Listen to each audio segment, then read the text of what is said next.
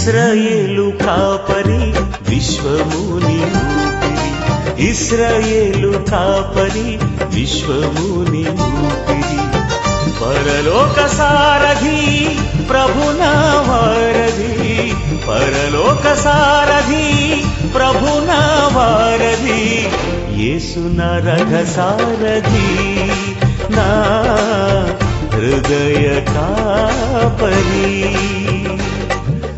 ఇశ్రాయేలు కాపరి విశ్వముని ఊపిరి, ఇశ్రాయేలు కాపరి విశ్వముని ఊపిరి.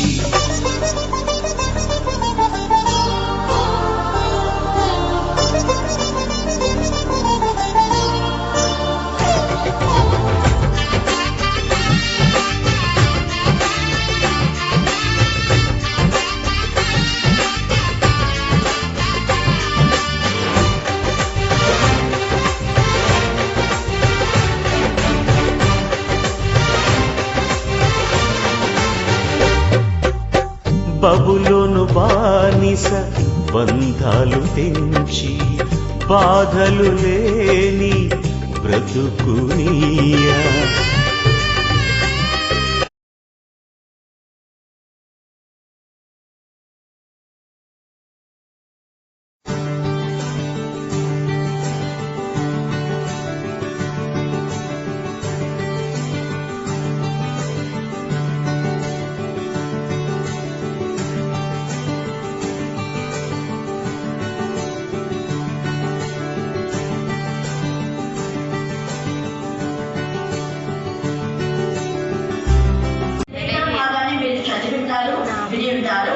ప్రాముఖ్యమైన 5 అంశాలు నేను మీ మధ్య పంచుకోవాలని ఆశపడుతున్నాను. మరి ఈ యొక్క మొదటిగా మనం చూస్తే ఇశ్రాయేలీయులు అమాలేకీయులతో యుద్ధము రెఫీదీలో చేస్తున్నారు. యాక్చువల్ గా అంతవరకు ఇశ్రాయేలీయులకు యుద్ధం అంటేనే తెలియదు, గమనించాలి. వాళ్ళంతా 5 దాసులుగా ఉన్నారు. దాసులుగా ఉన్న వాళ్ళకు యుద్ధం అయిపోయినా ఏం తెలుస్తుంది కదా, ఎంతసేపు వాళ్ళు దాసులుగా ఉన్నారు కాబట్టి ఐగుప్తు ఫరో దాసత్వం మీద వాళ్ళు ఉన్నారు. ఫరో దాసత్వం నుంచి దేవుడు వారిని విడిపించిన తర్వాత ఏమైంది అంటే, ఎప్పుడైతే వీళ్ళు ఆ యొక్క మరి యోర్దానును దాటిన తర్వాత దేవుడు వాళ్ళకు ఘనమైన విజయాన్ని ఇచ్చాడు. హల్లెలూయా, హల్లెలూయా, హల్లెలూయా, హల్లెలూయా. అప్పుడు దేవుడు వాళ్ళ పక్షంగా యుద్ధం చేశాడు. గమనించాలి, వీళ్ళకి అంతవరకు ఏది తెలియదు కానీ దేవుడు వాళ్ళ పక్షంగా యుద్ధం చేసి ఫరో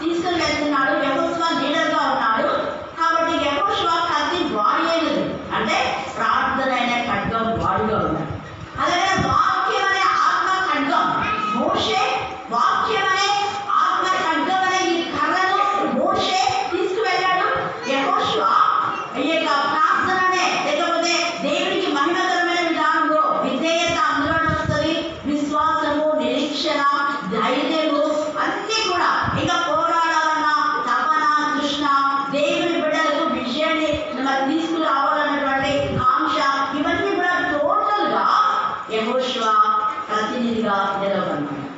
అందుకే యెహోషువ ఇక్కడ ఏం చేస్తున్నా అంటే ఆయన ఎంత చక్కగా చూడండి, యెహోషువ మోషే తనతో చెప్పినట్టు చేసి అమాలేకీయులతో యుద్ధం ఆడాడు.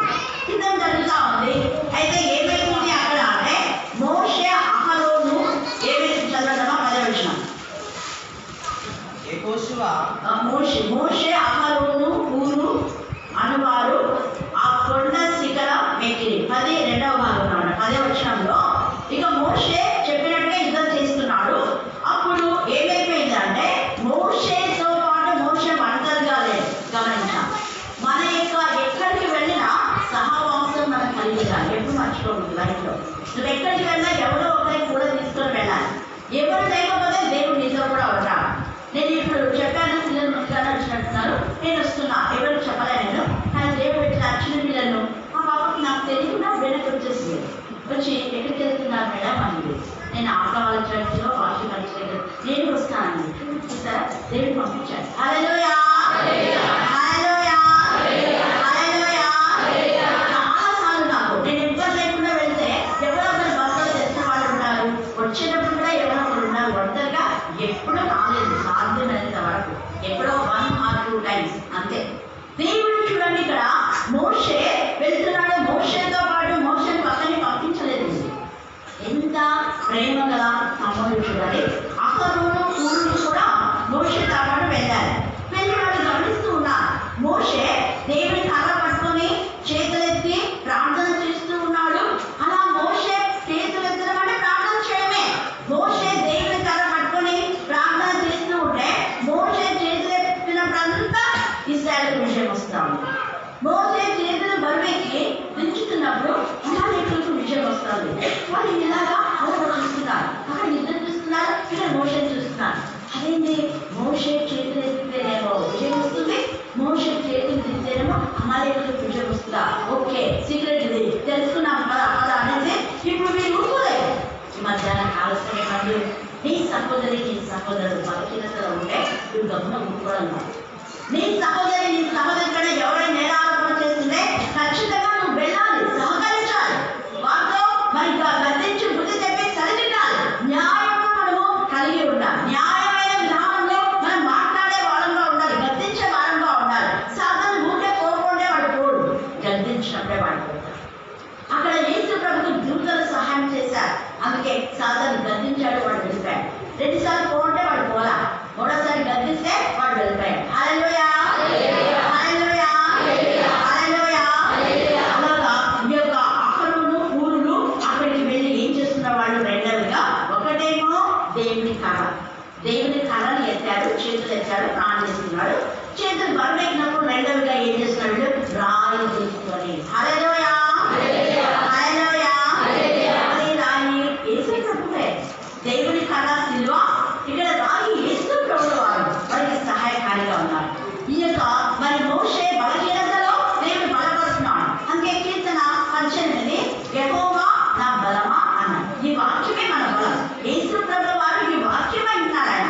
తర్వాత మనకు బలమైన దేవుడికి ఆనందగానం చేయడము అన్నారు. ఎప్పుడైతే ఆ రాయి తీసుకొని వచ్చాడో మోషేకు కొంత ఆనందమైంది, సంతోషమైంది, ధైర్యం వచ్చింది, బలం కూడా వచ్చేసింది. హల్లెలూయా, హల్లెలూయా. మన బలహీనతలో మనం బలపరచడానికి దేవుడు ఎవరో ఒకరికి సహాయకారిగా ఉంచుతారు. ఇక్కడ వాళ్ళు రాయి తీసుకొని వచ్చి అతను దాని మీద ముక్కినట్టుగానే దాన్ని వేశారు.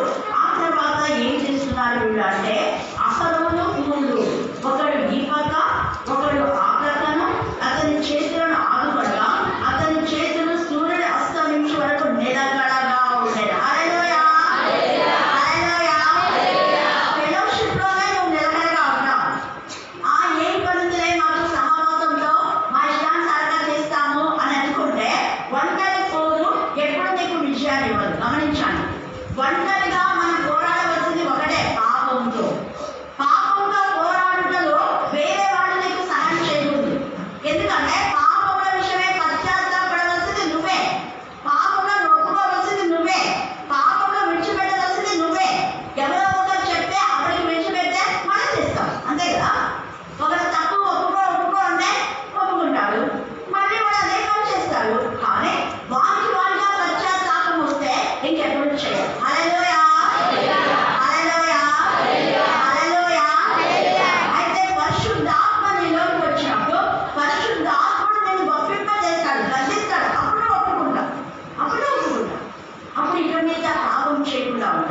సహవాసం. ఇక్కడ ఏమైంది అంటే మోషే ఉన్నాడు, అహరోను ఉన్నాడు, హూరు ఉన్నాడు.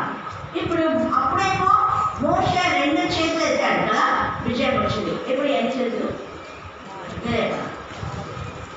ఇప్పుడు ఎన్ని చేతులు? సింపుల్ 6.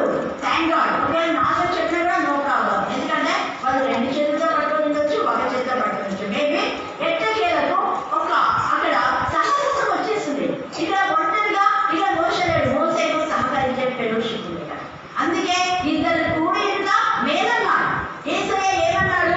ఇద్దరు కలిసి దేనినైతే ఏకీభవిస్తారో అది పరలోకమందు భూలోకమందు ఏమైతుంది? బంధించబడుతుంది. ఇద్దరు ఏకీభవించి పరలోకమందు భూలోకమందు దేన్నైతే మరి బంధిస్తారో అది బంధించబడుతుంది. పరలోకమందు భూలోకమందు ఏది తెరవాలనుకున్నారో అది తెరవబడుతుంది. హల్లెలూయా, హల్లెలూయా, హల్లెలూయా. ఇప్పుడు ఇద్దరు కాదు, ముగ్గురు అయిపోయారు. వీళ్ళతో మధ్య దేవుడు కూడా ఉన్నారు. నలుగురు ఉన్నారు. ఏకీభవించారు. వీళ్ళు ముగ్గురు మరి యేసయ్య తండ్రి అయిన దేవుడు వీళ్ళతో ఏకీభవిస్తున్నాడు. కాబట్టి ఏమైపోయింది? వీళ్ళకంటే ఘనమైన విషయాన్ని దేవుడు ఇచ్చాడు. హల్లెలూయా, హల్లెలూయా, హల్లెలూయా. పరలోకం నుంచి దేవుడు విషయాన్ని విప్పి పంపించాడు. అలాగే అమాలేకులను బంధించి పాదాల ముందు బంధించాడు. మరి మరణ యుద్ధంలో రాకుండా హల్లెలూయా, హల్లెలూయా. ఒకవేళ వచ్చినా వాళ్ళకి అపజయమే. ఎందుకు అంటే వాళ్ళు దేవుడి పిల్లలకు వ్యతిరేకంగా తయారైతారు. దేవుడి పిల్లలకు ఎవరు వ్యతిరేకంగా ఉన్నా దేవుడికి ఎప్పుడు ఊరుకోండి. ఒకవేళ దేవుడి పిల్లలు ఏదైనా పొరపాటు చేస్తే ఇది మీరు వాక్యానుసారంగా లేదు అని మనం చెప్పాలి, తప్పులేదు. కానీ వాక్యానుసారంగా చెప్పేటప్పుడు ఎప్పుడు మనం ఫైండ్ అవుట్ చేయాలి, గుర్తుపెట్టుకోవాలి. వాక్యంలో అలాగ ఉందా లేదా అని సరి చూసుకోవాలి. ఇప్పుడు నేను చెప్పేవన్నీ వాక్యంలో ఉన్నాయా లేదా? ఉన్నాయా? అందుకే నేను మీతోనే చదివిస్తా, మీతోనే పాయింట్ చదివిస్తా. హల్లెలూయా, హల్లెలూయా, హల్లెలూయా. ఇక్కడ ఎంత చక్కగా చూడండి. అక్కడ నిలకడగా ఉండవు ఫెలోషిప్. నీకు నీ స్నేహితులు కలిసి ప్రార్థన చేసుకో, భార్య భర్తలు కలిసి ప్రార్థన చేసుకోండి, తల్లి కూతురు కలిసి, అత్త కోడలు కలిసి, లేకపోతే ఇంకా ఇలాగా ఏదో ఒకరితో కలిసి ప్రార్థన చేయడం ద్వారా ఆ కలవడం అనే మాటలో విశ్వాసంతోనే కలవాలి. లోపడుతున్నాం అన్నీ చెప్తున్నాం. దేవుని యొక్క భయభక్తి కలవాడదు. ఈ మోషే, లేవీయులు, అహరోను, హూరులు వీళ్ళు లేవీయుల ద్వారానే మనకు విజయం వస్తుంది. లేవీయులే దేవుని సన్నిధిని నిలబడి ప్రార్థన చేయాలి. అన్ని అర్పించకూడదు, అన్యులు బలి అర్పించకూడదు. వీళ్ళు చేసే పని అదే. ఈ అమాలేకులు దేవునికి విరోధంగా అన్యులకు దేవుని మందిరంలో స్థానం ఇవ్వాలి. హల్లెలూయా, హల్లెలూయా, హల్లెలూయా. అన్యులు ప్రార్థన చేసుకోవచ్చు, వాక్యం వినొచ్చు, రావచ్చు, వెళ్ళొచ్చు, అంతే. కానీ దేవుని మందిరంలో పరిచయం చేయడానికి కేవలము దేవుడి చేత ఏర్పరచబడిన వాళ్ళు మాత్రమే. అందుకే మీకు లేవీయులు అన్నమాట. లేవీయులు కాబట్టి లేవీయులు అంటే దేవుని చేత ఏర్పరచబడిన వాళ్ళు, ప్రత్యేకించబడిన వాళ్ళు, ప్రతిష్ఠించబడిన వాళ్ళు, అభిషేకం పొందిన వాళ్ళతో కలిసి నువ్వు ప్రార్థన చేసి వాళ్ళతో కలిసి నీ యొక్క సమస్యలకు పరిష్కారం చేసుకోగలవు. వాళ్ళతో కలిసి ఆలోచన చేస్తే మంచి ఆలోచన వాళ్ళకి ఇస్తారు. లేదంటే దుష్ట ఆలోచన. అహీతోపెలు చెడ్డ ఆలోచన ఇచ్చాడు. అభిషేకం పొందిన దావీదు వారి ఆలోచన గుర్తించి, దేవా అహీతోపెల ఆలోచన చెడగొట్టు అన్నాడు. దేవుడు చెడగొట్టేశాడు. హల్లెలూయా, హల్లెలూయా, హల్లెలూయా. అబ్షాలోము యొక్క భావించి దేవుడు దావీదును కాపాడాడు. చాలా మంది యవన జీవితాన్ని దేవుడికి సమర్పించకుండా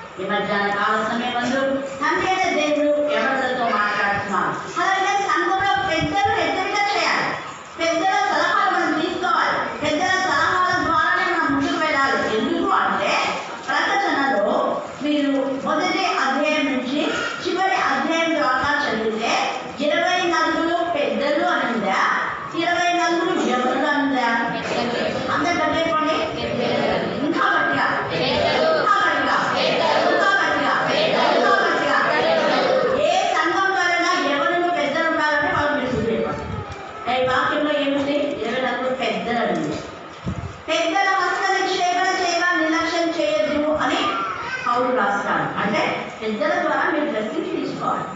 పెద్దలు మంచి ఆలోచన, చెడ్డ ఆలోచన ఇచ్చినప్పుడు చెప్పొచ్చు, ఇదిగో ఫలానా పెద్ద సరిగా లేడు, అతను సరైన ఆలోచన చేయడం లేదు, చెప్పొచ్చు, దాంట్లో ఏం తప్పలేదు. ఎందుకంటే ఈ అన్నిటితో చెడ్డ ఆలోచించాడు, ఇది కూడా పెద్దనే. అయితే దానిని వర్కౌట్ చేయాలి. కానీ అక్కడ దేవునికి విరుద్ధమైన విధానంలో చేసిన ఆ పెద్దను గర్తించాడు. కానీ నా తరపున పెద్దోడే, నా పిల్లలు సమర్థిస్తున్నాను.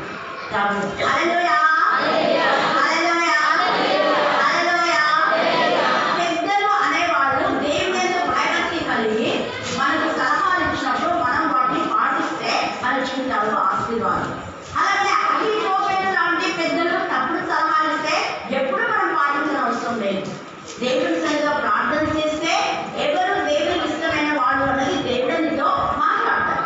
అందుకని ఇక్కడ వీళ్ళు చూడండి ఎంత చక్కగా దేవునికి మహిమకరమైన విధానంలో వీళ్ళకి దేవుడి విషయాన్ని కలుగ చేసినాడు.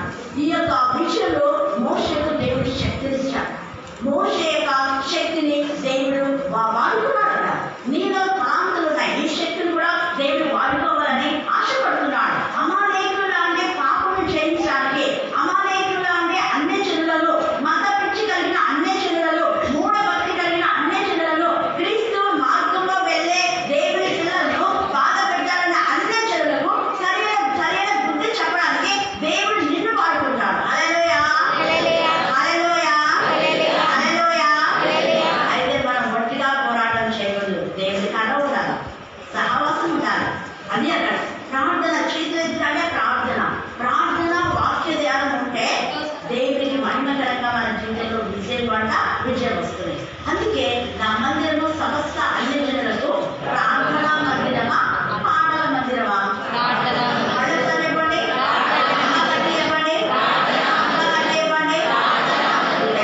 ఇక్కడ సంఘంలో చాలా మందికి అవకాశం వస్తుంది, అందుకే నేను చాలా స్థుతిస్తున్నా. పాడని వాళ్ళు ప్రతి ఒక్కరు పాడుతున్నారు, చాలా మంది ప్రార్థిస్తున్నారు, చాలా మంది సాక్ష్యం చెప్తున్నారు. అవును, సంఘంలో భేదాభిప్రాయాలు ఉండవు, సంఘంలో అందరూ పాడపడాలి, అందరికీ అవకాశం ఇవ్వాలి. అదే దేవుడి పిల్లల యొక్క లక్షణం.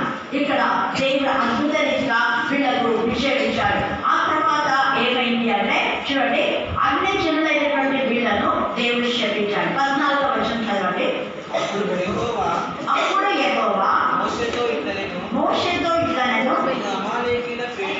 నేను అమాలేకీయుల పేరు ఆకాశం క్రింద నుండకుండా బొత్తిగా తుడిచివేయుదును కనుక జ్ఞాపకార్థంగా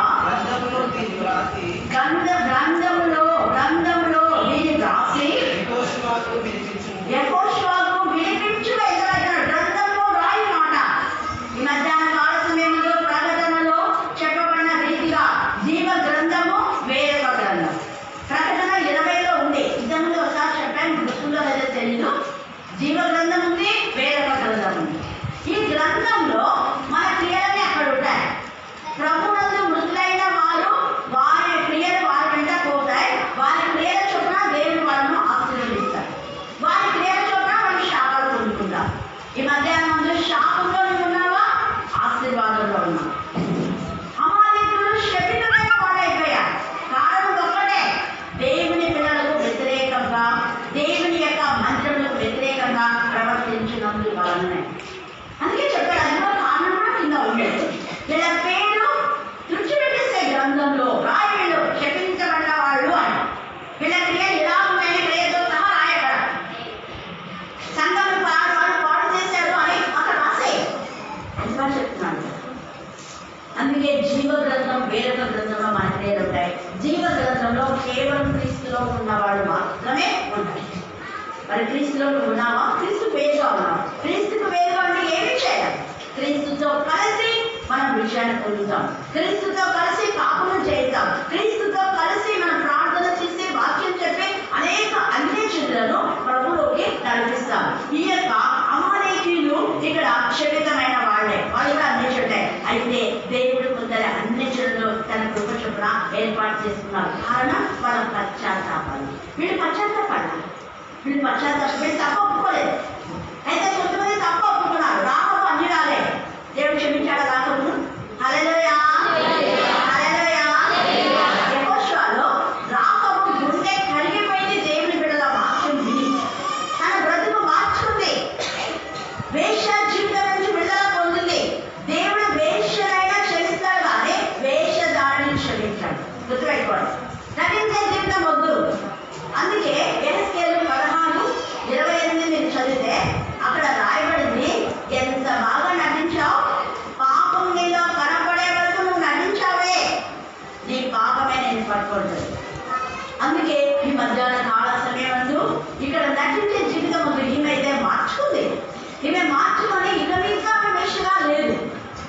ప్రభు బిడ్డగా ఉంది కాబట్టి దేవుని ప్రజలతో ఆమె జీవనం చేసింది. దేవుడు ఆమెను ఏర్పాటు చేస్తున్నాడు. అలాగనే రూతు కూడా పశ్చాత్తాపడింది. వాళ్ళ అర్థమని ఎంత కనిపిస్తే వర్తమానకు ఇస్రాయేలు దేవుడు సంపూర్ణమైన బహుమానం కదా, ఆ దేవుడు వదిలిపెట్టి వచ్చేసి గర్భఫలం లేకపోవచ్చు బహుమానం నేను ఎంత మారు కొడుకుని పోయాడు భర్తపడాడు. ఏం చేస్తున్నా ఎలా చేశావు? సరే ఎప్పటికైనా తెలుసుకున్నావు కదా, మనం వెళ్ళిపోదాం, నేను కూడా వస్తాను మీతో పాటు. ఎంత చక్కటి కోరు. హల్లెలూయా హల్లెలూయా హల్లెలూయా అంటున్నారే రూతు. కానీ పశ్చాత్తాపడింది, తప్పు ఒప్పుకుంది. ప్రభువా నన్ను క్షమించు నాయన, ఇక మీద నేను ఈ మోయాబుతో ఉన్నాను, మోయాబు శపితమైంది, అన్యులతో వద్దు, లోక మర్యాద వద్దు, లోక మర్యాద చొప్పున వెళ్ళిపోయింది. ఈమె లోక మర్యాద అనుసరించలేదు, ప్రభు బిడ్డలు వెంబడించింది, ప్రభు బిడ్డలతో సహవాసం చేసింది. బోయజు యేసు ప్రభుకు గుర్తు, బోయజు పాద సన్నిధికి చేరింది. ఏసయ్య శిలువ దగ్గరికి మనం చేరాలి. ఏసయ్య పాద సన్నిధికి చేరితే నీ జీవితంలో ఏది లేకపోతే అది 2020 దేవుడిని ఇస్తాం. హల్లెలూయా హల్లెలూయా. రూతుకు భర్త లేడు, భర్తనిచ్చాడు. ఉద్యోగం లేదు, పెద్ద ఆస్తి పదాలు అయిపోయింది. ఆమెనే ఎంతమంది పనివారికి జీతం ఇచ్చేటటువంటి యజమానురాలుగా నిర్మించారు. పిల్లలు లేరు, పిల్లలు ఇచ్చారు. సంతోషం, సమాధానం, నెమ్మది, సంపూర్ణ బహుమానం దేవుడిచ్చాడు. కారణం రూతు 2:12 వాడు. రూతు 2:10-12 ఎప్పుడు మర్చిపోయింది. ఇశ్రాయేలు దేవుడైన యెహోవా రెక్కల మేరకు ఆమె ఇచ్చింది. ఆ శాపము ఆశీర్వాదకరంగా మారింది. కారణం పశ్చాత్తాపమే. వీళ్ళు పశ్చాత్తాపడలేదు, దేవుడి చేత శపించమన్నవాడు. అక్కడ శాపమును దేవుడు ఆశీర్వాదంగా మార్చాడు. అలాగే సామాను కూడా శాపం నుంచి ఆశీర్వాదంలోకి వచ్చింది. అదంతా పెద్ద స్టోరీ కాబట్టి నేను సింపుల్గా చెప్తున్నా. సమరయ స్త్రీలో హేయులు యూదులను, కానీ తప్పు ఒప్పుకుంది కదా ఆమె, అందుకనే ఆమె ఆశీర్వాదాలకు రాలేదు. మన సంఖ్యాకాండం 24లో చూస్తే ఇశ్రాయేలు ఆశీర్వదించబడినవాడు. ఆశీర్వదించబడిన ఇశ్రాయేలులను శపించాలి అనే బిలాము బోధ, తప్పుడు బోధ, బారాకు బిలాము బోధ వినజండి అన్న వాక్యంలో ఈ మాట పదే రాయబడింది. సంఖ్యాకాండంలో ఉంది, యూదాలో ఉంది, ప్రకటనలో ఉంది. కొంతమంది వాళ్ళ లోపాలు సరి చేసుకోండి అంటే పదే చెప్పాలంటే వినడానికి ఎన్నిసార్లు ఎట్లా కావాలి, అంతే కదా. నీ కొడుకులు సరి చేయడానికి నువ్వు ఎన్నిసార్లు గర్జిస్తావా, ముందు చెప్తావా? చెప్తావు. మానే వరకు చెప్తారు. సేమ్ ఆత్మ సంబంధమైన పిల్లలు గర్జిస్తారు, బుద్ధి చెప్తారు. కానీ దేవుని ఎందుకు భయభక్తి గల వాళ్ళైతే బుద్ధిమంతులుగా ఆ యొక్క దైవత్వ గల గర్తింపు శ్రేయస్కరమై జ్ఞానయుక్తమని వాళ్ళు విధేయత చూపిస్తారు. గర్విష్ఠులైతే అవిధేయులైపోయి ఇదిగో అమాలేకులాగా శాపానికి గురైపోతారు.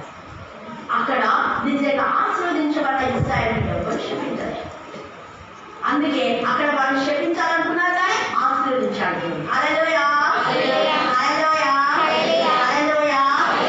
మధ్యాహ్న కాల సమయమందు నిరంతర విజయం దేవుడు ఇస్తాడు. అయితే ఒకవేళ నువ్వు ఇంకా శాపంలో ఉంటే పర్వాలేదు, ఇప్పుడైనా రాహబు గుండె కదిలి ఏడ్చినట్టుగా నువ్వేంటి తెలుస్తుంది. అక్కడ నయోమి రూతు పశ్చాత్తాపడినట్టుగా పశ్చాత్తాపడు. అలాగే సమరస్ని ఉన్న విడిచిపెట్టింది, మళ్ళా పాపం జోలికి వెళ్ళలేదు. పాపాన్ని ఒప్పుకోవాలి, విడిచిపెట్టాలి, ఎక్కడికా చేయకూడదు.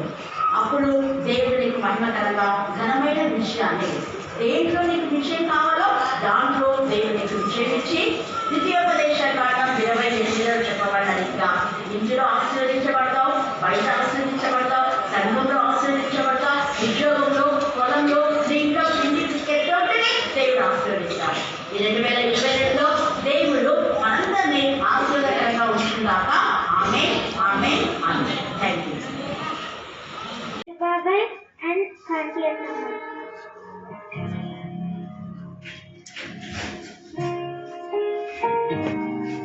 కట్ చేస్తున్నా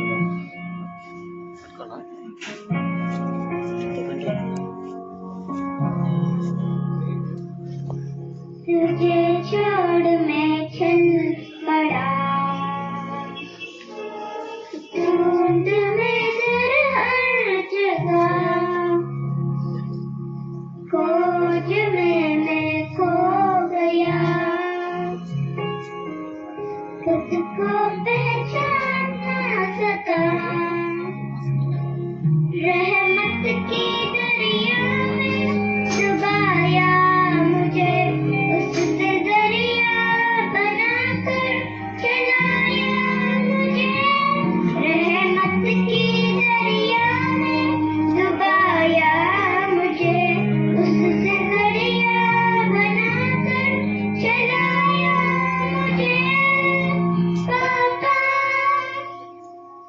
पापा बेटा मैं तेरा पापा पापा बेटा मैं तेरा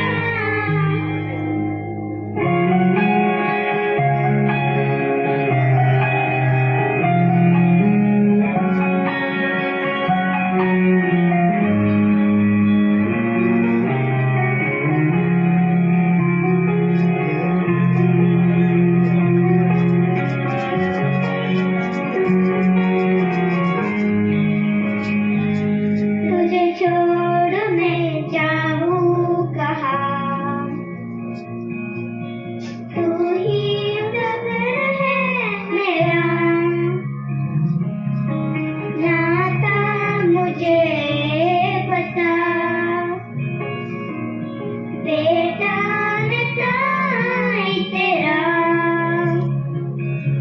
नजर तेरी कभी ना हटी महफूज हूँ तेरी हर जाई में नजर तेरी कभी ना हटी महफूज हूँ तेरी हर जाई में पापा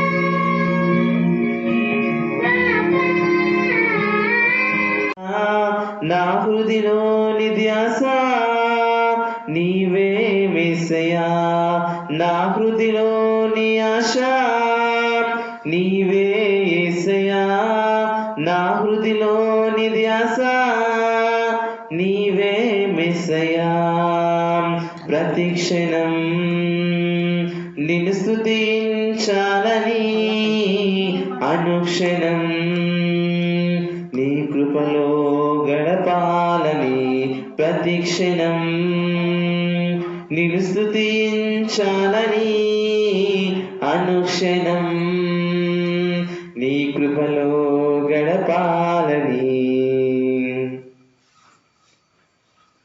ఎవరు లేని ఒంటరి స్థితిలో ఏకాంత వేళలో ఓడిపోయి మిగిలిన స్థితిలో వేసారిన వేళలో ఎవరు లేని ఒంటరి స్థితిలో ఏకాంత వేళలో ఓడిపోయి మిగిలిన స్థితిలో వేసారిన వేళలో నా వారి నన్ను విడిచి గేలి చేయగా నా వారి నన్ను విడిచి గేలి చేయగా నీవే నా పక్షమై సంపూర్ణ రక్షణవై నీవే నా పక్షమై సంపూర్ణ రక్షణవై నడిపించినావు నీ వెలుగులో ప్రతి క్షణం నిన్ను స్తుతించాలని అనుక్షణం నీ కృపలో గడపాలని ప్రతి క్షణం నిన్ను స్తుతించాలని అనుక్షణం నీ కృపలో గడపాలని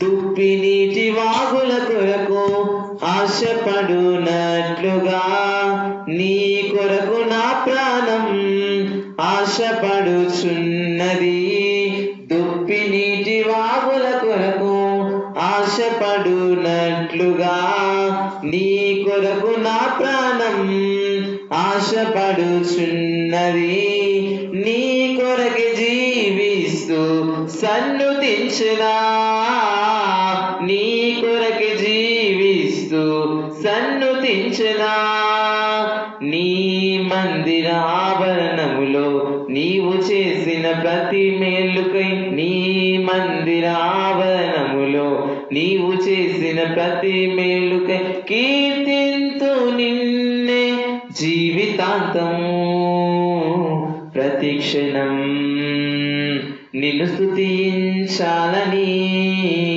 అనుక్షణం నీ కృపలో గడపాలని ప్రతి క్షణం నిన్ను స్తుతించాలని చాలని అనుక్షణం నీ కృపలో గడపాలని నా హృదిలోని ఆశ నీవే యేసయ్యా నా హృదిలోని ధ్యాస నీవే యేసయ్యా నా హృదిలోని ఆశ నీవే యేసయ్యా నా హృదిలోని ధ్యాస నీవే యేసయ్యా ప్రతి క్షణం నిన్ను స్తుతించాలని అనుక్షణం నీ కృపలో గడపాలని ప్రతి క్షణం నిన్ను స్తుతించాలని అనుక్షణం నీ కృపలో గడపాలని. ప్రార్థన చేసుకుంటాం. మహాపరిశుద్ధులైన మా ప్రియాపరలోక తండ్రి మీ పాదములకు వేలాది వందనములు స్తుతులు స్తోత్రములు చెల్లించుకున్నాను. నా తండ్రి గత కాలం అంతా కాచి కాపాడి నేటి మరొక నా తండ్రి శనివారం రోజునైనా మేమందరం మేము ఇక్కడ చిన్న మందగా చేరి మీ స్తుతించి గణపరచడానికి మీరు ఇచ్చిన కృపా వాత్సల్యం బట్టి మీకు వందనములు స్తోత్రములు చెల్లించుకుంటున్నాం ప్రభా. అయ్యా నా తండ్రి అర్హత యోగ్యత లేని వాళ్ళం దేవా. మరి నా తండ్రి ప్రభా మేము ఇలా ప్రార్థన చేస్తున్నామంటే కేవలం మీ కృపని దయ ప్రభనైనా మరి అక్క నా తండ్రి అక్కని సెలవు అక్కని మీరు ఎంతగానో మనైనా ఆ బిడ్డను మీరు ఆశీర్వదించి ఆ బిడ్డ ద్వారా నా తండ్రి మమ్మల్ని అనేక మందిని ఎంతోమందిని నడిపిస్తున్నానా. చిన్న పిల్లలనైతేనేమి పెద్దలనైతేనేమి అయ్యా మరి యవ్వన పిల్లలనైతేనేమి ప్రతి ఒక్కరిని నైనా గద్దించి బుద్ధి చెబుతూ మరి నా తండ్రి మరి నీ మార్గంలోకి నడిపించే విధానం మీరు ఇచ్చిన కృపను బట్టి వందనాలయ్యా. అయ్యా మరి నా తండ్రి గద్దించడమే తెలుసుకుంటున్నాడు కానీ నేను ప్రేమ ఉండి గద్దిస్తుందని తెలుసుకోలేకపోతున్నారయ్యా. మరి ప్రేమ ఉన్న వాళ్ళే గద్దించి బుద్ధి చెప్తారు దేవా. ప్రేమ లేని వాళ్ళు బయటికి మంచి మాట్లాడతారు, లోపలికి ఏదేదో చేస్తారు దేవా.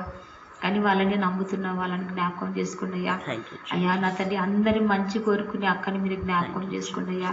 అయ్యా ఆ బిడ్డకు అసలు ఈ ఊళ్ళో ఉన్నికి అసలు ఏ మాత్రం నా తండ్రి ఏమీ లేదు ప్రభా. కానీ నా తండ్రి ఎవరు లేకున్నా మరి మా అందరి కోసం మా ఊరి కోసం నేను మరి పుట్టిన ఊర్లోనే ఉండాలి. మరి వాళ్ళ నాన్న చేసిన సేవను పరిచయం కూడా జ్ఞాపకం చేసుకుంటూ వాళ్ళ నాన్న నేర్పించిన వాక్యాలను మరి నా తండ్రి అందరికీ ప్రచురం చేస్తూ మరి వాళ్ళ నాన్న ప్రేమించిన వారిని అందరినీ జ్ఞాపకార్థం చేసుకుంటూ నా తండ్రి ఈ ఊర్లో ఉంటూ ఈ ఊర్లో గడపలోనే ఉంటూ ఎక్కడికి పోకుండా దేవా మా అందరి కోసం నేను అయ్యా ఎన్ని కష్టాలు వచ్చినా ఎన్ని బాధలు వచ్చినా నా అక్క ఎంతగానో పట్టుదలను బట్టి నీకు కృతజ్ఞతల వందనాలు స్తోత్రం చెల్లిస్తుందిగా. అటువంటి పట్టుదల మాకు దయచేయి ప్రభా. దేనికి భయపడక, దేనికి లొంగిపోక, దేనికి అయ్యా నా తండ్రి సోలిపోకనైనా మాకు ఆత్మీయత కావాలయ్యా. మమ్మల్ని అభిషేకించండి అయ్యా. అయ్యా ఇప్పుడు ఇంతవరకు చెప్పిన వాక్యం కూడా మీరు వాక్యంతో మాతో మాట్లాడిన దేవానికి వందనాలయ్యా. అవును నా తండ్రి నా తండ్రి నీ బోరు ఎంతో గొప్పది ప్రభా. అయ్యా మీ అభిషేకం ఎంతో గొప్పది ప్రభా. అవును ప్రభా నా తండ్రి. మరి నేను ఆదివారం రోజప్పుడు నేను మరి ఫస్ట్ ఆరాధన విన్నప్పుడు మరి సలోమా టీచర్ వాళ్ళ అన్నకి చనిపోయినాడంట, మీరు అందరూ ప్రార్థన చేయండి ఆ కుటుంబం గురించి అని చెప్పారయ్యా. మరలా నేను నా తండ్రి రెండో ఆరాధనకి మరి ఇంటి దగ్గర కాంటి విన్నాను దేవా. అక్క ప్రార్థన చేస్తుంది ఏ విధంగా ఒకవేళ హాస్పిటల్లో ఉన్నాడో మళ్ళీ అని అనుకున్నాను. కానీ మరి అక్క ఇంత ధైర్యంగానైనా మరి అలా నాడు మేము మరి మా నాన్న చనిపోయినాడు మరి సమాధి చేసి వస్తామంటే మృతులు ఉన్నారు, మృతులను చేసుకుంటారు మందిరానికి రా, మీరు నన్ను వెంబడించాను అన్నట్టుగా నేను అక్క నిన్ను వెంబడించింది దేవా. మరి అక్కడికి వెళ్ళినా ఆయన లేవడు అని తెలుసు అయ్యా. నీ దగ్గరకు వస్తే లేస్తాడు, నీ దగ్గరకు వస్తే సజీవులుగా ఉంటాడు అని విశ్వాసం నమ్మకం ప్రభా. మరి అందరికన్నా నీ దగ్గరకు వచ్చేదే మేలు అన్నట్టుగా నా తండ్రి ప్రభా. అయ్యా బిడ్డ వచ్చింది ప్రభా. అలాంటి ధైర్యం మాకు దయచేయి ప్రభా. నీకు ఇంత వచ్చినా ఏదన్నా వచ్చినా ఆ దేవుడు బాగా చేస్తాలే, మాకేం చేసినాడు, నేను ఎంత చేసినావు అనే కోపం అవుతాం దేవా. అక్క కోపం పడకుండా తను ఎంతగానో విశ్వాసంతో నీ సన్నిధికి వచ్చింది ప్రభా. సండే రోజు ప్రార్థన మిస్ కాకూడదు అన్నట్టు వచ్చింది దేవా. సండే రోజు నేను అన్నిటికన్నా ప్రాధాన్యత నీకు ఇచ్చింది దేవా, కుటుంబం కన్నా దేవా. అయ్యా మీరెంత నా తండ్రి అక్కని ఎంత మార్చినారు దేవా. అయ్యా ఎంత మంచి మనిషి ఇచ్చినావు దేవా. ఎంత అలాంటి ఆత్మీయతను మాకు కూడా పొందుకోవాలని, మా మీద కూడా ఎంత ప్రేమ దేవా. అయ్యా మేమందరం పొందుకోవాలని ఆశ దేవా. లేకపోతే మానుంటే ఆమెకి ఏం లాభం వస్తుంది దేవా.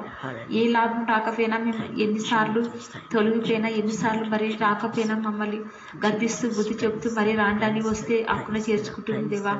అయ్యా అలాంటి మనసు దయచి మనం ప్రార్థన చేస్తున్నాం అయ్యా. అయ్యా నా తండ్రి నీకే స్తోత్రం తండ్రి. అయ్యా ఇక్కడ వచ్చిన ప్రతి ఒక్క బిడ్డను మీరు ఆశీర్వదించండి, ప్రతి ఒక్కరిని ఒక సాక్షిగా నిలబెట్టండి దేవా. అయ్యా మేము ప్రతి ఒక్క చోట ఎక్కడ తిరిగినా కూడా ఏదైనా మేము సాక్షులుగా బ్రతకాలి ప్రభా. అయ్యా నీ బిడ్డలుగా బ్రతకాలి ప్రభా. నీకు మహిమకరంగా మేము జీవించాలయ్యా. ఈ లోకం శాశ్వతం కాదు ప్రభా.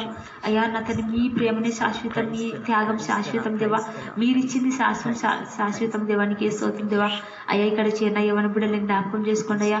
ఆ బిడ్డలు నా తండ్రి ఇక్కడే మట్టుకే ఉండక ఎప్పుడు ఎల్లప్పుడూ మరి ప్రతిరోజు నిన్ను ధ్యానిస్తూ మరి అక్క చెప్పిన మాటలు వింటూ మరి గ్రహిస్తూ నడుచుకునే భాగ్యం దయచేయమని ప్రార్థన చేస్తున్నామయ్యా. అక్క దగ్గర వదిలిపెట్టిన బిడ్డను కూడా జ్ఞాపకం చేసుకోండి అయ్యా. మరి ఆ బిడ్డను అతని ముక్కు మక్కం తెలియని వాళ్ళనైనప్పుడు కూడా అక్క చేర్చుకుంటుంది ప్రభా. అలాంటి బిడ్డని ఎంతో మందిని అక్క పెంచింది ప్రభా, సాకింది దేవా. తన కష్టార్జితంలోనే సాకి పెద్ద చేస్తూ వాళ్ళందరికీ మరి ఆత్మీయత నేర్పిస్తూ మరి నా తండ్రి ప్రతి క్షణం గమనిస్తూ ఉంటున్నాను అంటుంది దేవా. అవును అతని జ్ఞానం గల స్త్రీ, ఆత్మీయ గల స్త్రీ ఇంటి వారిని వెతుకుతుంది ప్రభా. ఇంటి వాళ్ళని గమనిస్తుంది, ఇంటి నర్తలు వారిని ప్రవర్తన గమనిస్తున్న అతన్ని జాగ్రత్త పరుస్తున్న విధంగా నేను బైబిల్ అంత లేదు నువ్వు లెక్కింపజేయవయ్యా. నీ మాటలు ఎంతో ప్రతి ఒక్కటి నేను నిజమే ప్రభా. అయ్యా నీ మాటల ప్రకారం నడుచుకున్నప్పుడే మేము దండులం దేవా. అయ్యా నీ మాటలు మీరు చెప్పిన ప్రకారం నడుచుకున్నప్పుడే మేము దండులం దేవా. నేను అయ్యా మా ఇష్టం సరంగా చేసుకుని వ్యర్థమైపోతాం దేవా. అయ్యా వద్దు దేవా, మా ఇష్టం వద్దు దేవా, మా తలంపులు వేరు దేవా. అయ్యా నా తండ్రి మరి నా తండ్రి మేము అడిగినేటి వల్ల ఇచ్చుకుంటూ వస్తే నా తండ్రి నువ్వు మా దేవుడు కాదు. నేను మాకి మేలుకరమైనవి క్షేమకరమైనవి ఇచ్చేవాడే తండ్రి దేవుడు ప్రభా. అవును ప్రభా, మాకు నష్టకరమైనవి ఆపేసుకుంటూ వచ్చే గొప్ప దేవుడు అయ్యా నువ్వు. అయ్యా మేము అనుకుంటున్నాం అన్ని అడిగినట్టు వాళ్ళు ఇవ్వాలనుకుంటున్నాం, కానీ మాకు ఎన్నో నష్టాలు ఉన్నాయి. కానీ ఆ విషయం మాకు తెలియదు ప్రభా. కానీ మీకు తెలుసు ప్రభా. తెలిసినందుకే మాకు ఎన్నెన్ని సార్లు నా తండ్రి మేము అడిగినట్టు రాకుండా తర్వాత రెట్టింపు వచ్చినప్పుడు మేము అప్పుడు తెలుసుకుంటున్నామయ్యా. మాకు దేవుడు అందుకేనమ్మా ఈ కీడు మేలుకే జరిగింది కదా అనుకుంటున్నామయ్యా. అయ్యా నీకు ఎంత గొప్పవాడవయ్యా. అయ్యా నువ్వు ఇచ్చినట్టువే కావాలా మాకు దేవా. అయ్యా నీ మాట ప్రకారం మేము నడుచుకుంటే కృప దయచేయండి అయ్యా. అయ్యా నేను కూడా ఇన్ని రోజులు ప్రభా మరి నేను తండ్రి రోజు సహవాసానికి రావాలని ఎన్నోసార్లు అనిపించేది ప్రభా. కానీ నా తండ్రి రాలేకపోయానయ్యా. నా తండ్రి నేను ఇలా సహవాసానికి వచ్చి నిన్ను వేడుకొని నిన్ను నమ్ముకున్నందుకే ప్రభా. అయ్యా నీ పాదం పట్టుకొని ఉన్నందుకే నాకు ప్రభా నా భర్తను మార్చినావు. నీ వాక్యమే నా భర్తను మార్చింది అయ్యా. నీ సహవాసమే నా కొడుకుని మార్చింది దేవా. అయ్యా నన్ను నడిపింపజేస్తుంది దేవా. ప్రతి ఒక్క చోట నేను ఎక్కడ ఉంటే అక్కడ ఎంతమందికి అయ్యా వాళ్ళు ఎవరని ఏమనుకుని వాక్యం చెప్పాలనిపిస్తుంది దేవా. వాళ్ళు ఏ విధంగా తిట్టుకున్నానని నేను అతన్ని ధైర్యం చేసి వాక్యం చెప్పాలా, వాళ్ళ గురించి ప్రార్థన చేయాలా, ఎట్లన్నా కానీ వాక్యం చెప్పాలనే తలంపు దేవా నాకు ఇచ్చిన దేవా. నీకు వందనాలయ్యా. అయ్యా నా తండ్రి ప్రతి క్షణం నీ వాక్యాలు వింటూ నిన్ను ధ్యానిస్తున్న ఆత్మీయత నాకు ఇచ్చినందుకు వందనాలయ్యా. అయ్యా నా తండ్రి ప్రభా నేను లోకంలో ఉన్నప్పుడు ప్రభా మనుషులను నమ్ముకొని మోసపోయాను, నష్టపోయానయ్యా. అయ్యా నా తండ్రి ఏం పొందుకోలేదయ్యా. అంత నష్టమే పొందుకున్నానయ్యా. నన్ను క్షమించు దేవా, నన్ను మన్నించయ్యా. నీ పాదం పట్టుకొని నేను ఎంతో మేలు పొందుకున్నానయ్యా. అయ్యా అక్క నేర్పించిన వాక్యాలు, అక్క నేర్పించిన ప్రార్థనలు అవును ప్రభా నా తండ్రి నీకు స్తుతులు అర్పించుకుంటూ ఉంటే మాకు ఎంతగానో విజయం పొందుకుంటామయ్యా. నీకు మహిమ పరిచినప్పుడు మమ్మల్ని ఘనపరుస్తావయ్యా. అవును నా తండ్రి ప్రభా నీకే స్తోత్రం దేవా.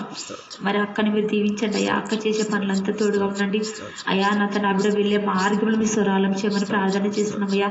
మీ దూతలు పెట్టి నడిపిస్తున్న దేవానికి కొందనాలయ్యా. ఒక్కటి అయి ఉన్నప్పటికీ నేను 1000 మందితో సమానంగా చేసిన గొప్ప తండ్రి నీకు స్తోత్రం చెల్లించుకున్నాను తండ్రి. అవునైనా మేము ఒక్కరిగా ఉండాలం కాదు. మేము ఎప్పుడైతే నీ పాదం పట్టుకున్నామో మేము కూడా నేను 1000 మందితో సమానంగా ఇచ్చుతున్నామయ్యా. మమ్మల్ని ఎంతగానో